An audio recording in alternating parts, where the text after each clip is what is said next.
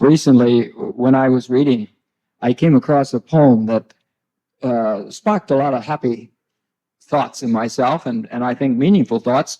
And I thought it would be a good entree for you and for me to have the opportunity to review some very important things about this business of living life. The poem is this. It's called Laughter Town.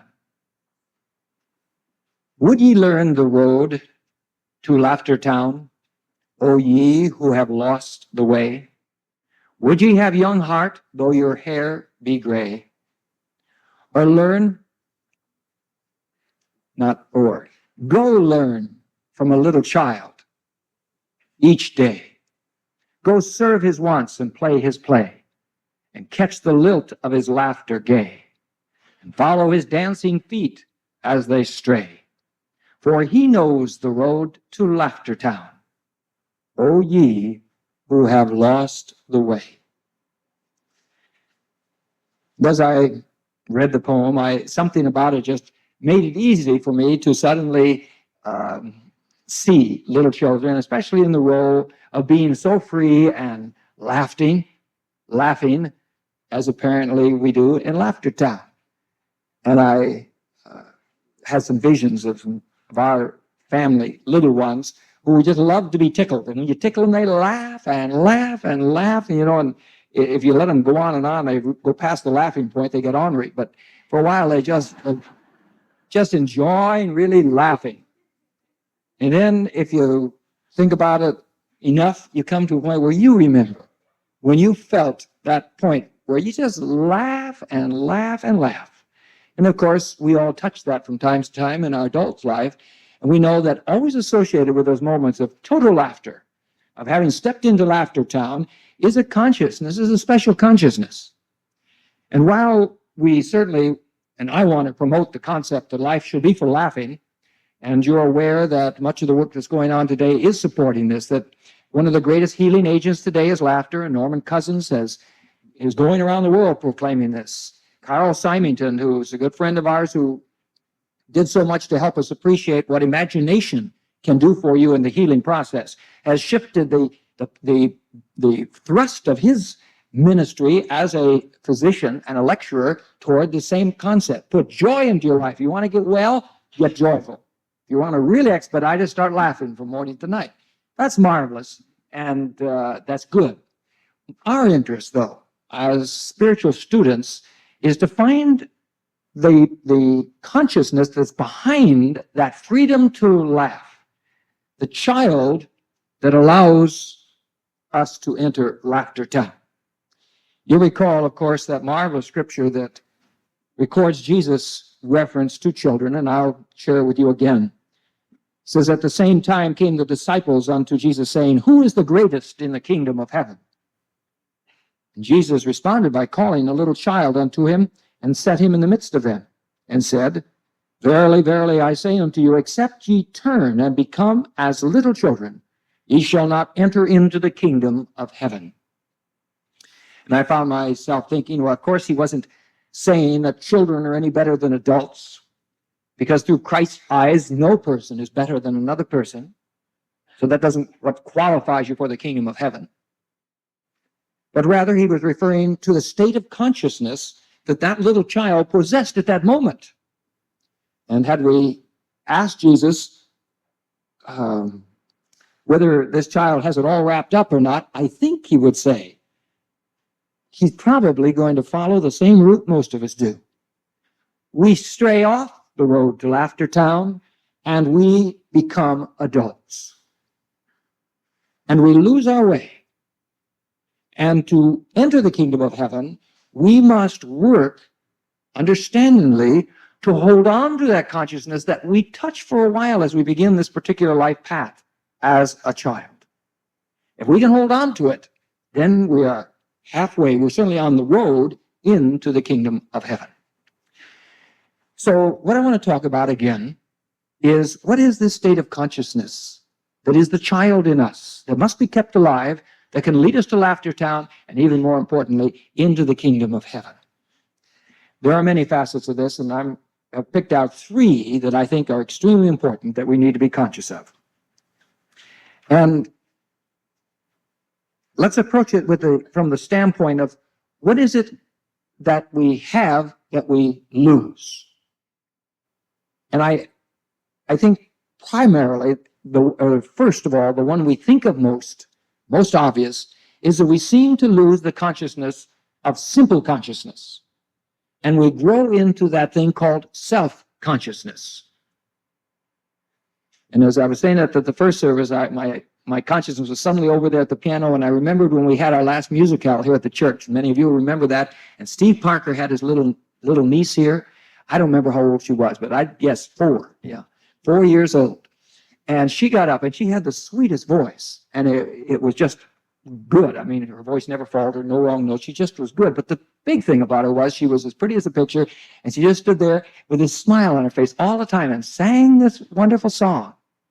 And we all sat there. If you looked around at everybody was sitting there with a big smile on their face. It's just so sweet. What was so sweet? What was so sweet was there was nothing between you and her sharing. There was no sense of put on, but most of all, there was no sense of, gee, I hope this comes out right. I hope they like me. I hope I'm doing it right. She was just being.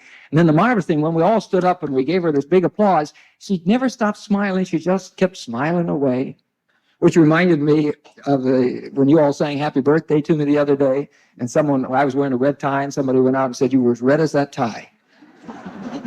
And I thought of that because it was an evidence of my self-consciousness, which sometimes comes out for us the most when everybody's attention on you and there isn't anything to do. I mean, if everybody's looking at you and you're sharing, you're talking, you're doing something, it's not too hard, but if you just have to stand there and everybody just loves you or does whatever, it's tough to say, can you stand there like that little girl? She was so open to what we were giving her back. Well, I know you know what I'm talking about, and this thing that happens to us as adults is we develop this sense of self-consciousness, and I'm sure it comes out of the process of being taught how life should be lived. And that sets up a whole new framework in this child consciousness, which says, hey, people expect certain things of me. And there are certain judgments and gradations of success, and I sure don't want to come below that. So we then begin to weigh ourselves. We become conscious of self because now there's somebody else's images out here that we're supposed to come to. And what's the road out? Well, the road out is not to go back because you can't go back. The road out is to go forward into a consciousness that our friend Dr. Buck has given us as being God consciousness. Not unique to Buck, but Buck gave us the evolutionary picture of going from from simple consciousness to self-consciousness to God consciousness. That's the growth pattern. And you and I know the more we can get into a sense of God in me and in you, the more we stop thinking in terms of false patterns to live up to, and we think in terms of only being. And we credit others of having God within them so that we stop seeing people as separate and judgmental points, but rather of support points. Makes all the difference in the world, doesn't it? When you look into a sea of faces and think, they're all for me. Boy, I mean, you get Gideon free, don't you? But when you go out there, it's like I'd have to work to not have too much self-consciousness if I was out speaking to a sea of fundamentalists. I would have to, first of all, tell myself very strongly in God consciousness, I'm one, and they love me. And all our intellectual differences about what Jesus teaches is nothing. I'm at my divine appointment, and there's God appointment with them, and it's just God, then I could be free. But if I got caught in the other, you see, I'd be very aware of who I was in their midst. So, God consciousness that can free us from self-consciousness. And in passing, I want to say there is no reference here to being lawless or to living outside social codes. You don't have to do that to be yourself. And people who do that are trying to break out of self-consciousness, but they think you break out of it by something you do out here. So, if everybody's expected to come in tuxedos, you show up in your dungarees. And so that proclaims to the world, I'm free. But not really. You only lock yourself into being different, but not free. We're only free when we stay within the flow and work for harmony and order. But know within ourselves that I am one with God, and all that I share life with are one with God, and we're one in each other. I have nothing to prove. So, we can capture that. we got a toe on the road to Laughter Town, because self-consciousness is one of the big obstacles on the way. The second area that I want to talk about is this business that we also learn as we move into adulthood of the importance of responsibility. And we move out of the timeless era of childhood, which lives in the moment. And you, as many of you know, even when you tell a child, you tell a child rather, we're going to see grandma tomorrow. But the child has such time even figuring out what tomorrow is, they keep saying, is it time to go to grandma's house yet? Which is part of that ability. They're just totally in the now. But you learn when tomorrow is as an adult and the next day, and you learn when the rent is due, and you learn when you're supposed to make that big presentation, and you learn what you're supposed to have done by the end of the workday each day, and you learn responsibilities. And for many of us, we think of that whole business of responsibility as a very heavy thing indeed. And as I've shared before, this business of this restaurant chain, thank God it's Friday, has been quite popular. They really hit a little button for people because people respond to that. It's Friday, meaning I've got 2 days without any responsibilities now. We try to program that life our way, that way. We got 5 days of responsibility, and then we have 2 days of fun. But you see, nobody can get into Laughter Town that way. Well, they might for a couple of days, I guess. People get in for it once in a while. But Laughter Town should be every day. Again, it doesn't mean that you go to work going ha ha ha all the time, because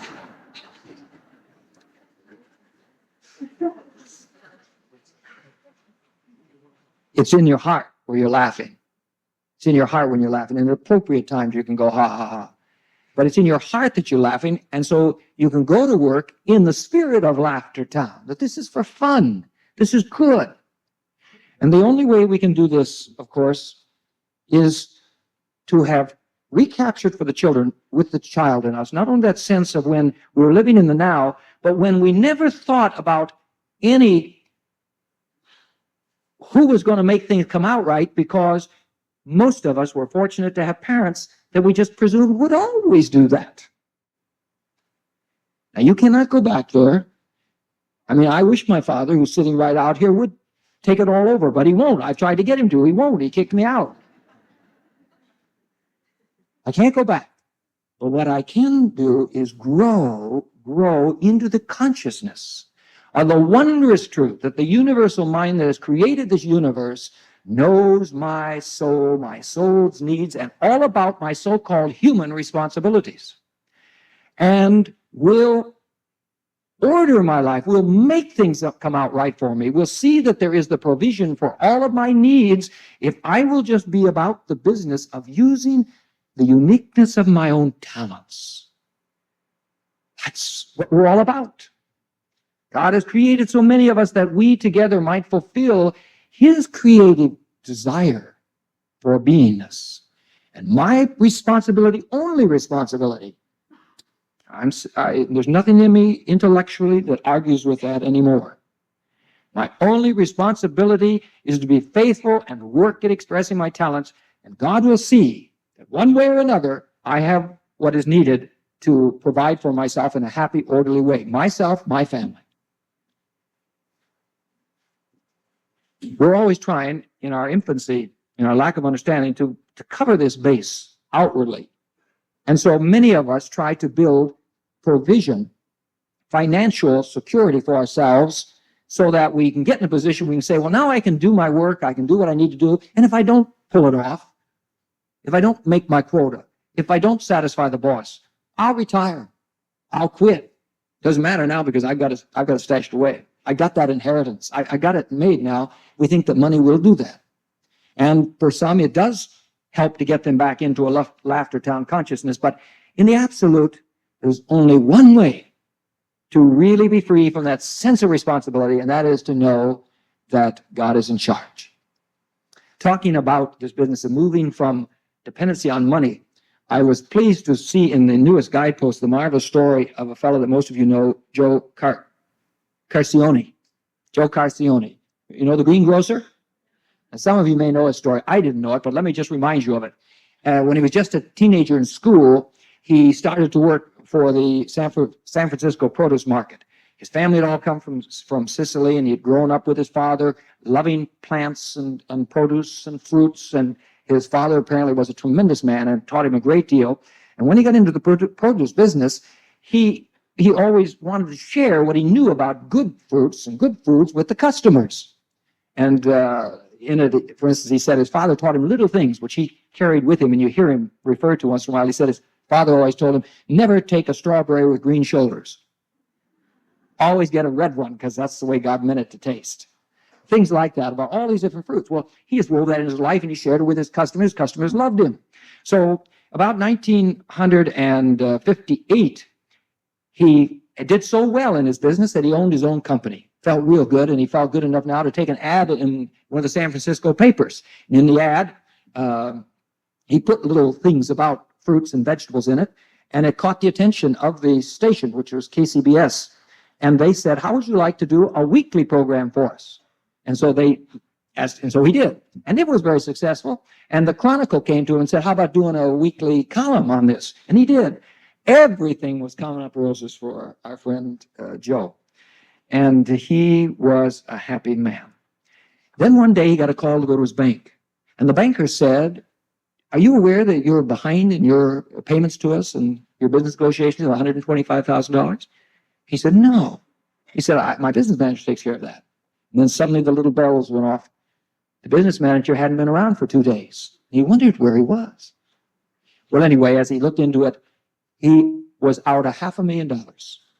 None of his retirement fund had been paid. It all was going into this dear man's pocket who was nowhere to be found. Well, anyway, his lawyer said, there's nothing for you but bankruptcy. Well, this man's parentage he was from Sicily, very proud man. And it was hard for him, but finally he had no other choice. And so he went into bankruptcy, watched all his things being sold. All these years, he was well over 50 at that time. And as he said, he came home one day, and even though he still had his radio program, he still had the newspaper column, so he had some income coming in. But his pride, his feeling of real security was gone. And he said he came in this one particular day from the court scene, and he went right by his wife, which was not customary, threw himself on the bed and was just sitting there feeling, what's the use? Life is no good. Suddenly, as he said, he had a flash of his grandmother's face. And his grandmother, even after she was blind, was taken to church every day because she went there to give thanks for one thing, that God brought us to America, where my family could have freedom. And she never stopped giving thanks for it. And he remembered then that his father had picked it up from his mother, and his father had said to him many times, your greatest gift, son, is the gift to do what you want to do, to be free. And suddenly he realized what he had done, that all his depression, which he had never had in his life, was because he thought he had lost his security, his well-being, that took the heaviness out of life. And he said, I haven't lost what's really important, my freedom. So he got up and he said to his wife, he said, I don't give a darn about the bankruptcy. I don't give a darn about the money. And he said, as I said that, and this is why I picked it out of the article, he said, suddenly I felt like a little boy again. It's the adult that's pushing on for that success and that building the outer security rather than just living and having the fun he was doing what he was doing. Then he got confused with the money, see when it went. Anyway, so he says, I don't know where that guy that took the money is to today, and I don't care. He says, I started out having fun again, doing what I like to do. And he said that within 6 months, somebody asked me, Channel 4, I think it was in San Francisco, asked me to go on television. And he said shortly after it was syndicated. And now at 69, I'm seen every week by 7 million people. And he's paid accordingly. God will carry the responsibility of our well-being and leave us free to happily skip down the road doing what is ours to do. Last point, perhaps one of the most important. When we were children, we believed in fairy tales. We believe that unbelievable things can happen. We don't know they're unbelievable, but we put ourselves into what the adults call the land of fairy tales. We believe that we can be what we want to be on any given day.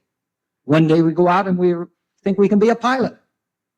And the next day we think we can go out and be the President of the United States, or we can go out and be a nurse, or we can go out and be something else. Anything a child thinks any given day he can be.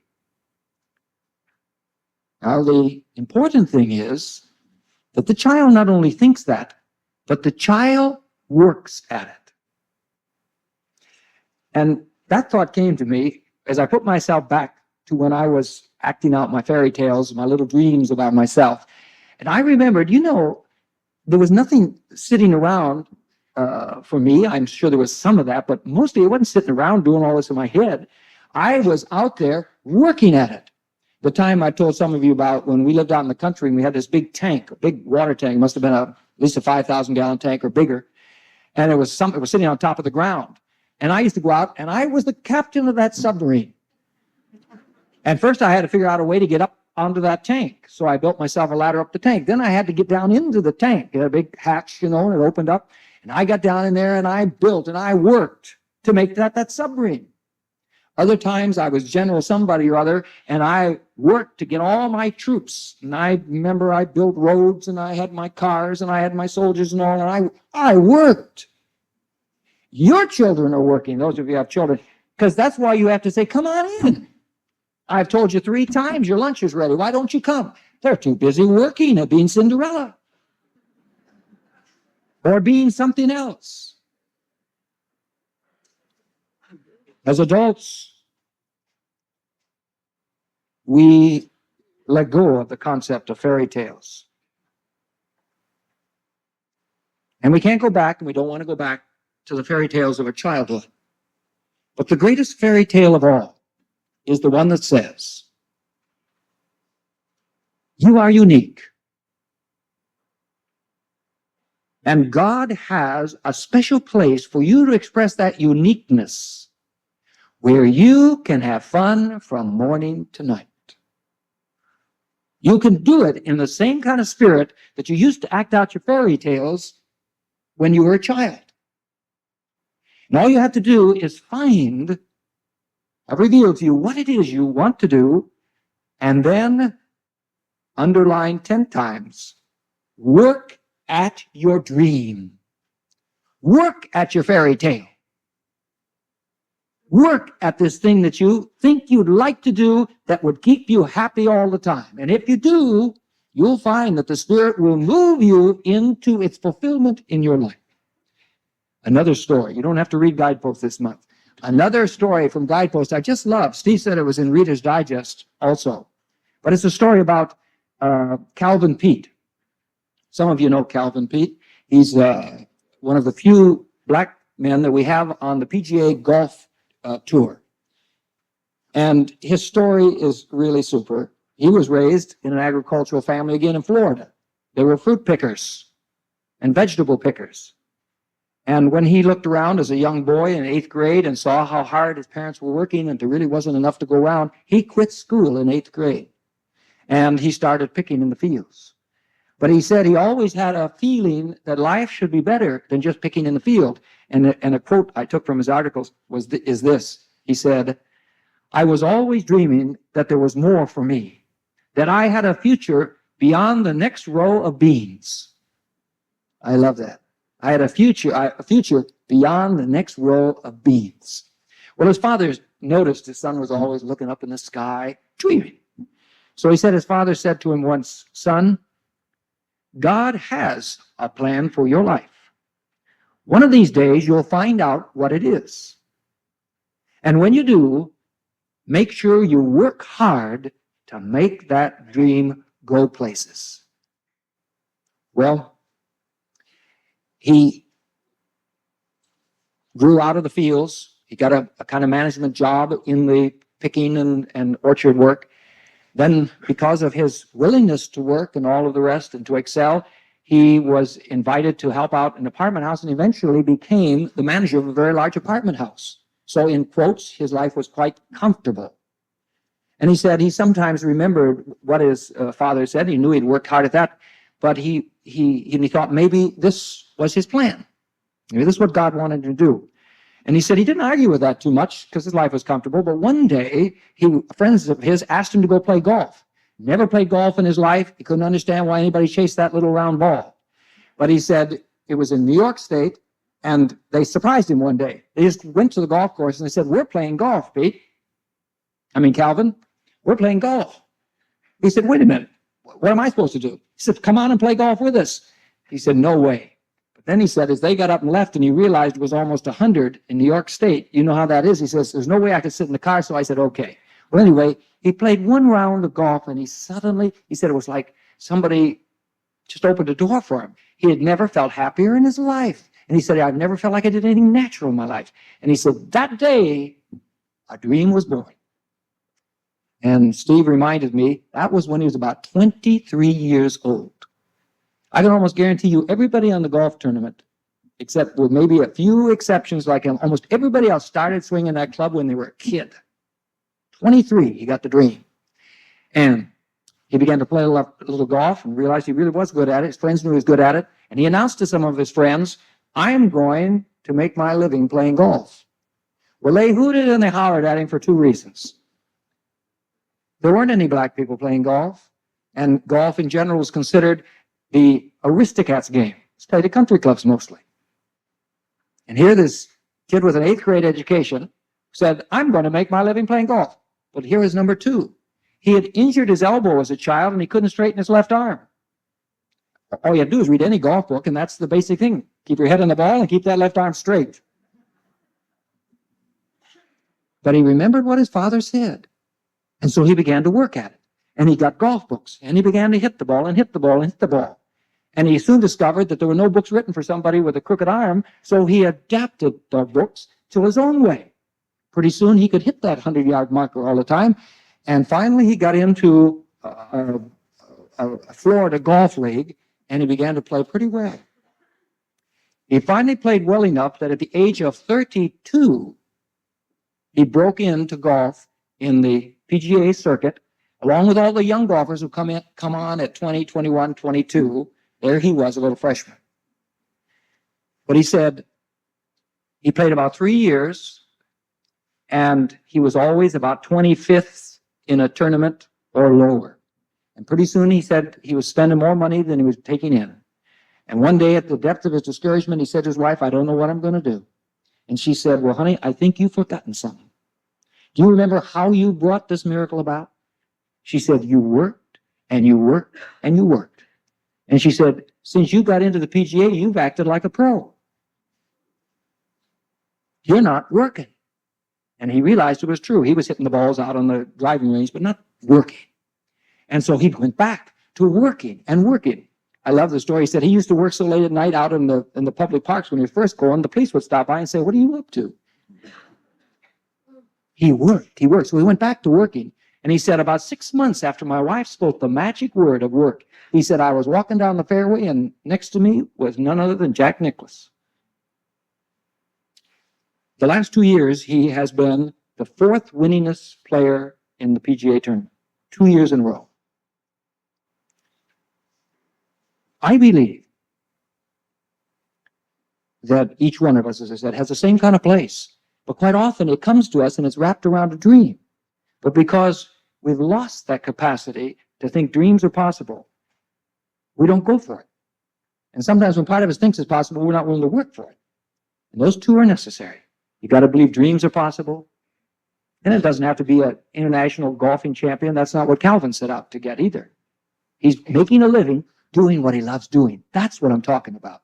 You don't have to be famous. It's to be able to go to work and do what you love doing and provide for your family and have enough to live life well.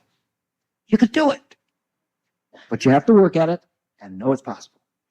Well, in closing, I believe our childhood can be reclaimed any point in our lives. You remember what the poem, it was for people with gray hair. We can't go back, but we can claim it by moving into a greater appreciation and sense of our God self and that God spirit within us that frees us from self-consciousness, frees us from a crippling sense of responsibility about making things work out, and frees us from the fear of reaching our dreams. The road to Laughter Town is where you find the children. And you are a child of God. Let's close our eyes and give thanks that we can capture that this morning, that we can shed all the false layers of adulthood, and realize that as children of God, we can meet all the requirements of adulthood, but we can do it in the spirit of a child of God, in the spirit of joy that's filled with lots of time for laughter and fun and giving. Thank you, Father, that we can capture this and claim it. Amen.